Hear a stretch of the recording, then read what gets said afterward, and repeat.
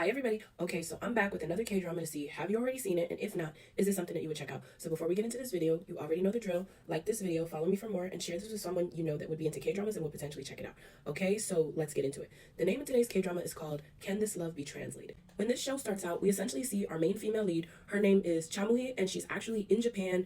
Pretty much she saw that her ex-boyfriend or her boyfriend, was working at a restaurant there, and she popped up to surprise him.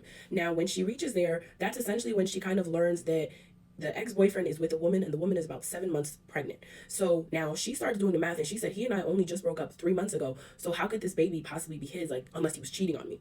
So that obviously infuriates her. Now the thing is, she's experiencing like a language barrier between her and that woman, and so she's unable to really communicate exactly how she's feeling. But luckily for her, the man that's seated next to her that was pretending to not understand a lick of Korean is actually a Korean man who works as an interpreter, and he is proficient in at least 5 languages. Now this man's name is Ju Hojin, and he kind of helps her, and he says, listen, I'm not going to translate any of the profanities that you may want to see, but I will help you get your words across. And so when he's there and he's kind of like breaking it down and explaining it to the woman who's speaking Japanese, he kind of starts to catch some of the strays that the Japanese woman is saying, and he's just like, yeah, I'm not going to translate this. So instead, he tries to help our girl, to look like a person that has her dignity so that she can leave the situation, because he just feels like it's such an unfair situation. Now, after everything goes on, one of the people from the restaurant that this man had helped with interpreting for her and her family, they actually offer the two of them, like, their reservation at a restaurant. Everything is paid. But on their way there, he gets a call from a girl that he's been in love with for his entire life. Now, our main female lead, because she's not really thinking anything of it at this moment, she says, hey, like, if this is your only chance to really seize this moment, definitely go after her and, get your woman kind of thing. And that's where we kind of leave off with the two of them. So we later learn that our main female lead is actually an actress, and she's currently filming what I would say is like a horror thriller show right now.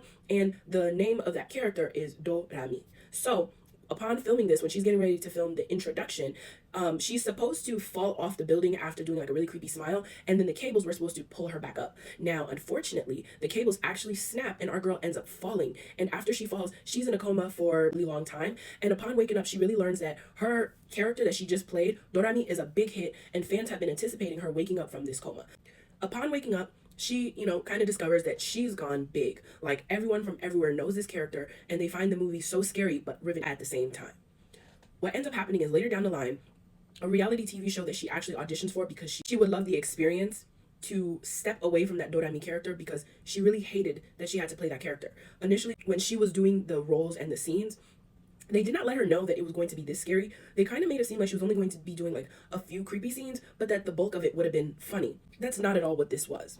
And so as she's auditioning, a lot of the people are hesitant on that, production team to take her as the lead female actress, because of the fact that she has this stigma for being that Dorami character.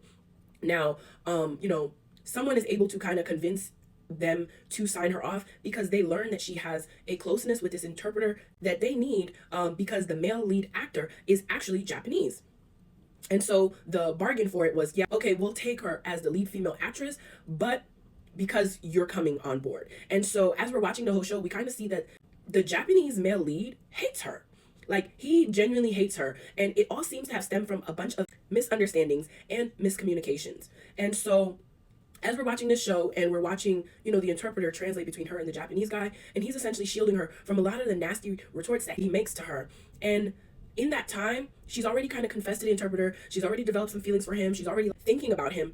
But he kind of has rejected her, because in his mind, he doesn't believe that he can get over this woman that he fell in love with many, many years ago. Now, here's the catch.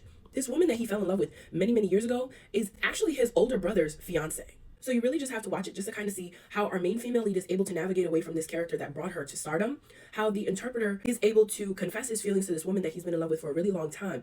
But at the same time, he's also fighting this possible attraction or interest in our girl, Chamui. And then we kind of learn that our main female actress has a lot of really dark family history. So definitely let me know if this is a K-drama that you would check out. And if you've already seen it before, definitely let me know in the comments how you felt about it. But as always, thank you so much for watching. Okay, thanks. Bye.